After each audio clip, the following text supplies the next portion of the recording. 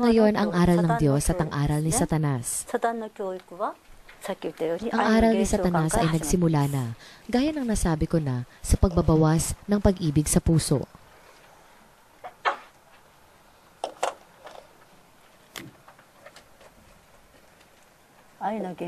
Ang aral ni Satanas ay nagsimula na, gaya ng nasabi ko na, sa pagbabawas ng pag-ibig sa puso.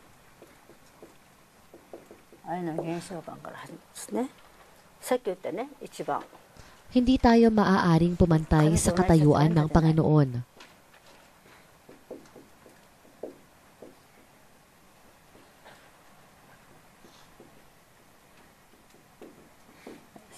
Ito ang una. Ikalawa, iwanan natin ang ating sariling posisyon.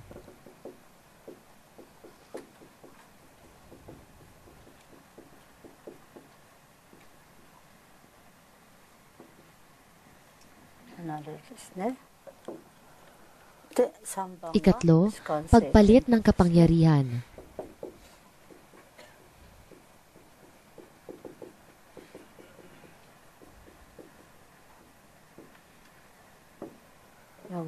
Ikaapat, pagdami ng kasalanan.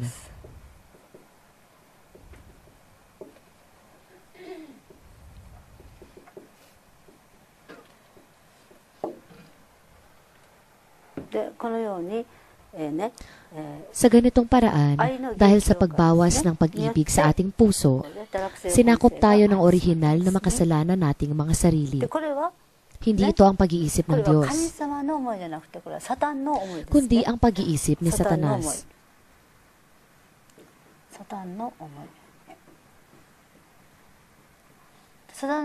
Ano ba ang paraan ng pag-iisip ni Satanas? Ito ay ang makasariling pag-iisip. Kung ako lang ang mabuti, ito ay mabuti. Kaya ang makasariling pag-iisip, tulad ng sinasabi ko, ay ang pagpapalit ng kapangyarihan. Ang pagpilit ng pag-iisip ng ganito, ang hindi pakikinig sa sinasabi ng iba. Ito'y mabuti kung ikaw ay mabuti. Hindi mo inuunawa ang magulang at guro. Ang sarili lamang ang iniisip mo, di ba? Ginagawa mo lang ang gusto mo at lahat ay sa sarili mong pamamaraan. Kaya ito ay naging isang aral ni Satanas.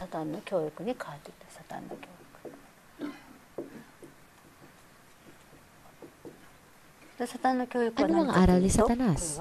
Ang aral ni Satanas. Ano ito? Ang paghahangad sa karangalan.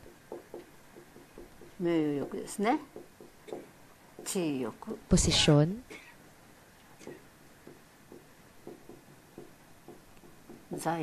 Ari-arian. At sexual na pagnanasa. At ito ay makatawag pansin. Halimbawa nito ay isang politiko. Madaling maunawaan ang paghahangad para sa karangalan na dapat ay kaalaman. Kung paano kumuha ng kaalaman ay dapat itinuturo sa lahat. Upang makamit ang karangalan, nag-aaral tayo sa universidad. Katulad ng Tokyo University. Marami ka natututunan dahil sa pag-aaral at kung magamit mo ito, hangad na posisyon, magagamit ang kapangyarihan. At ang posisyon at magsasabing, ako ay si Abel at ikaw ay si Cain. Sumunod kayo sa akin. Ito ang paraan ng Unification Church, tama? Ito siguro ay Unification Church kaysa isang politiko. Una, kumuha ka ng kaalaman at isinaulo ang buong aklat ng Divine Principle. Maaari kang makapagbigay ng isang mahusay na aral. Pagkatapos ikaw ay magiging isang patriarka. Ikaw ay magiging isang pinuno ng simbahan. Magsisimulang gumamit ng kapangyarihan. Ako'y isang pinuno, dapat niyong sundin. Gumamit ka ng kapangyarihan. Ikaw ay humahalakhak. Ang susunod ay ang pagkatali sa mga ari-arian. Sa kapangyarihan at sa sariling posisyon. Mayroon tayong matinding ugnayan sa isang bagay at aalis tayo para bumuo ng sariling grupo.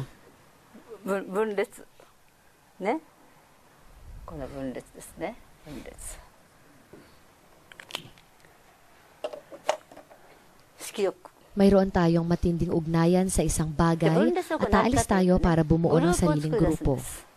Ikaw ay may sariling grupo dahil dito. Ako ay magbigay ng isang halimbawa. Isang politiko na nagpunta sa Tokyo University at sinabi niyang, ako ay magiging isang politiko. Siya ay nagpunta sa gobyerno at pagkatapos, isang magandang posisyon ang ibibigay sa kanya at gagamit ng kapangyarihan. At sunod, ano ang paghahangad para sa ari-arian? Inirerespeto niya ang mga taong may salapi.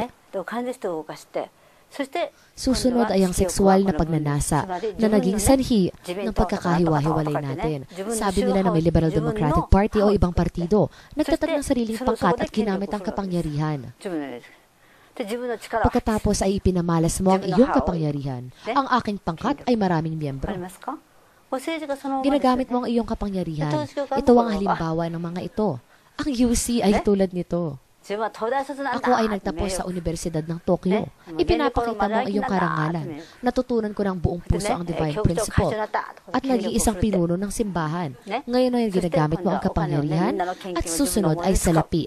Ginamit mo ang abuloy na tila sa iyo. Nais kong imbitahan ng pinuno o pangulo dito. Itaguyod mo ang iyong pangkat. Oo, ito ay totoo. Narinig ko na ginagawa ito ng Unification Church. Ang bawat pinuno ay may sariling pangkat. Kanino mang pangkat. Pangkat ni President Otsuka at iba pa. Mahali ko ba siyang galitin? Nagtatag sila ng sarili nilang pangkat. Dahilan ng kanilang pagkakahati-hati, di ba? Sa ganitong paraan, maghihiwalay sila. Sa paggawa nito, nais nating sumaya.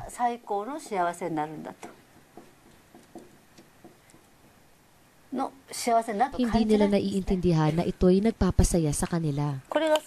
Na ito'y magiging lubos na kaligayahan. Nakakatawa, no? Ito ang lubos na kaligayahan. Ito'y hindi pagkakaunawaan. Isang malaking usapin.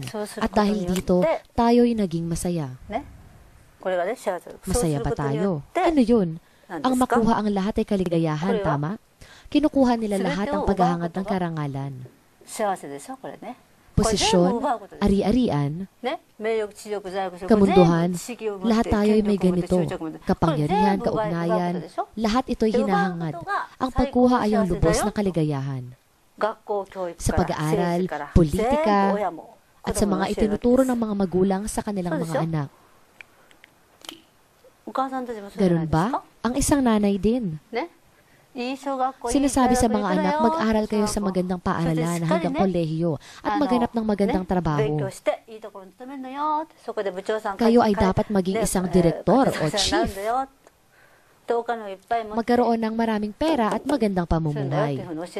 Itinuturo ang ganito sa mga bata. Dapat manirahan sa isang magandang bahay at mamuhay ng maligaya. Para magawa mo ang mga ito, mag-aral ka na mabuti.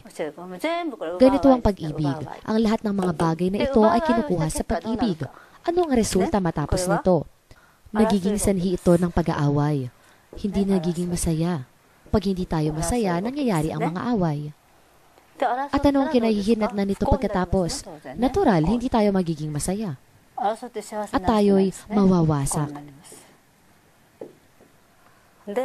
Ang pagwasak at darating sa atin.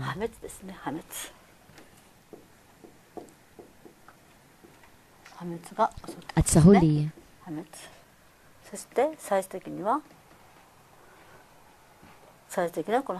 ang pagwasak ay bubuo ng impyerno.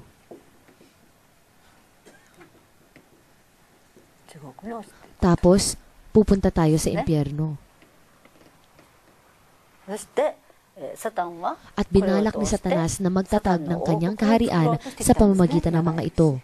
Sa mahabang panahon, patuloy niyang nilalabanan ng Diyos at nangihimagsik para mabuo ang kanyang kaharian.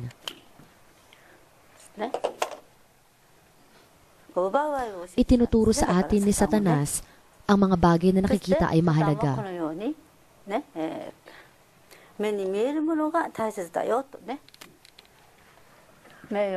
Ang paghahangad sa karangalan, sa posisyon at ari-arian, ang mga ito ay nakikita natin. Ang taong yun ay marami karangalan, posisyon at ari-arian. Meron siya ng lahat ng bagay. Kaya ang mga bagay na nakikita ay mahalaga.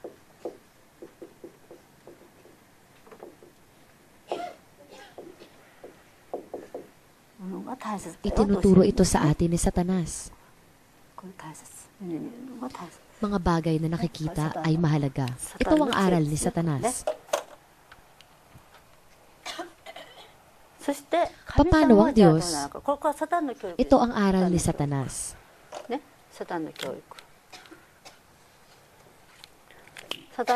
Sa ganitong paraan, ito ay nakatuon sa impyerno sa huli. Kung sa gayon ang mga tao sa mundong ito ay nakatuon sa impyerno. Si Satanas ay hindi basta-basta na lamang nagtuturo. Iyon lamang ang itinuturo niya. Ngayon, kung alam ito ng tao, walang susunod sa pamamaraan ni Satanas. Ano sa palagay niyo?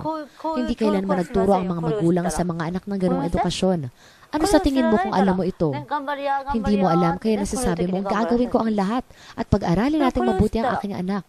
Subalit kung alam mo ito, susuko ka. Wala nang sumusunod sa pagtuturo ni Satanas ngayon, hindi ba? Wala nang sumusunod sa pagtuturo ni Satanas ngayon. At dito, hindi dito ang pagbawas sa pag-ibig. Nakatuon ang ating pansin sa pagiging perpekto sa karakter ng pag-ibig. Ito ang itinuturo ng Diyos sa karakter ng pagmamahal. Ano ito? Una, gaya ng sinabi ko kanina, pagmamahal ng mga bata. Ibig sabihin ay maging perpekto sa pagmamahal ayon sa turo ng Diyos.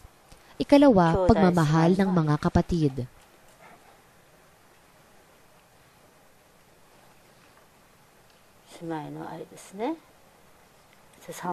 Ikatlo, pagmamahal ng mag-asawa.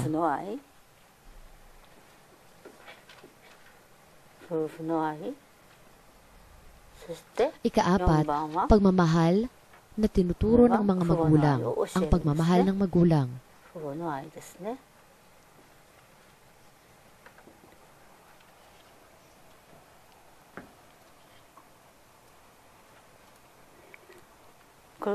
Ito ang apat na dakilang kaharian ng puso ng Diyos.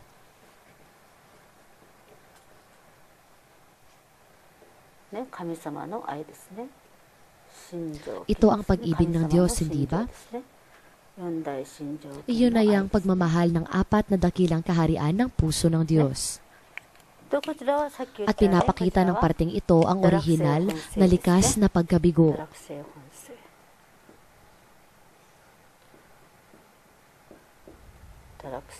Ito ang orihinal na likas na pagkabigo at ito ang apat na dakilang kaharian ng puso ng Diyos.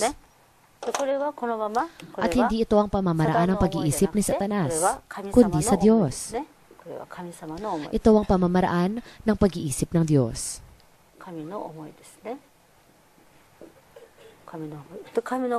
Ano nga ba ito? Sa panig ni Satanas ay ang pagkamakasarili. Sa kabilang dako, ito ay ang pamumuhay para sa kapakanan ng ibang tao. Ang isa ay makasarili para pamumuhay ng mag-isa at ito ay pamumuhay para sa kapakanan ng Diyos. Ito ay gaya ng nakasanayan sa aral ng Diyos. Ang aral ng Diyos.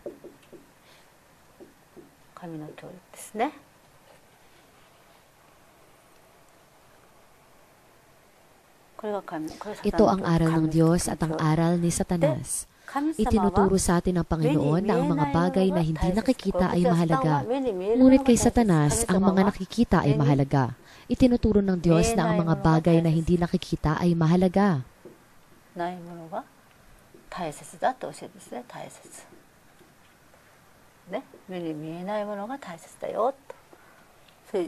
Ito ay lipi ng dugo. Lipi ng dugo, hindi ba? At karapatang pantao. Lipi ng dugo at pera ng publiko. Pera ng publiko. Ang problema ng pera sa publiko at karapatan ng pagmamahal, Sinabi ito ng tunay na ama sa Unification Church. Karapatan sa pagmamahal. Ito ay lipi ng dugo, karapatang pantao, pera ng publiko at karapatan sa pagmamahal. At sila ay eksakto, kakaiba, hindi nagbabago at panghabang buhay.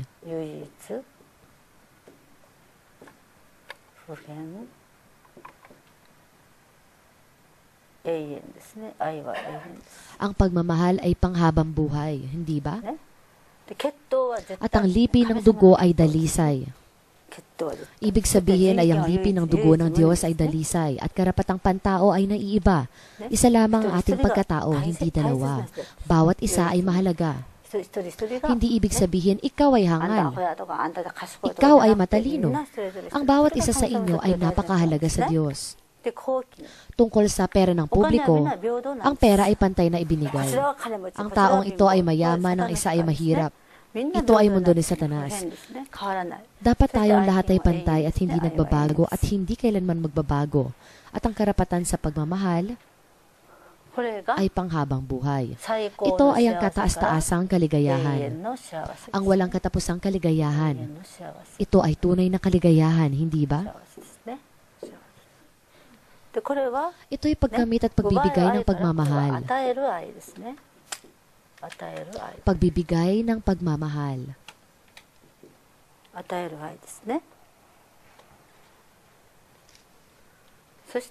At ano ang mangyayari sa atin? Siyempre, may katahimikan at wala ng awayan. At natural na tayo ay magiging masaya. At sa huli, tayo'y magiging masagana. Kasaganaan. Walang mananakit sa kahit na sino man sa mga digmaan. At maitatatag ang kaharian ng langit sa pamamagitan nito. Kaya ang Cosmic Holy Ten at True Kingdom Federation ay nakapokus sa direksyon ito sa aral ng Diyos. At ito ay sa Diyos, kaharian ng Diyos. Tayo ay nakapokus sa kaharian. Kaya ang mundong napakalayo ay nasa panig nito. Kaya itatatag natin magmula dito ang kabilang panig, kundi ang kaharian ni Satanas. Ito ang kaharian ng Diyos. Hanggang ngayon nakatuon ang ating pansin sa kaharian ni Satanas na tumagal na ng 6,000 taon sa sangkatauhan at ngayon tayo ay nagpalit. Napakatagal na nitong naging mapanganib. Ang kaharian ni Satanas ay muntik nang maitatag at ito'y dahil sa kapalpakan ng UC. Dito tayo ay mapanganib rin. Kaya hindi ito tinanggap ng Unification Church at nagsimula ako ng mag-isa. Si Jesus ay nagsimula ring mag-isa nung panahong iyon. Sinimulan ko ang kaloob ng mag-isa habang nabubuhay. Isabuhay mo ang kaloob sa sarili mo habang nabubuhay. Iyan ang sabi ng Ama. Magmula sa akin dumami ang mga miyembro. Matagal na namin isinasagawa ang kaloob kasama si Satanas. Nakakakilabo. At sa ganitong paraan, dapat natin palitan ang ating pinagtutuunan sa bawat isa.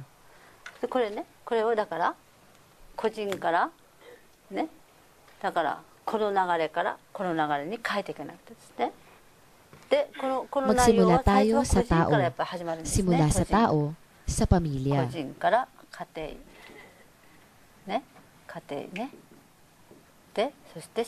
Sa angkan.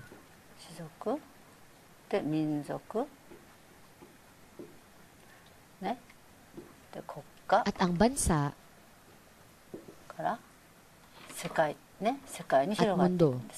Ito ay lumalaki sa mundo. Dumating ito upang lumaki mula sa mga tao, pamilya, angkan, lahi, bansa at ang mundo matapos ang bawat isa. Ang kaharian ng Diyos ay dumating rin upang lumaki mula sa isang tao, pamilya, angkan, lahi at iba pa.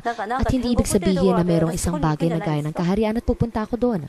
Tayo ay dapat magtatag ng espiritual na pamantayan ng kaharian ng langit sa sarili. Subalit habang hindi pa ganap na pinupuksa si Satanas, iyon ay imposible.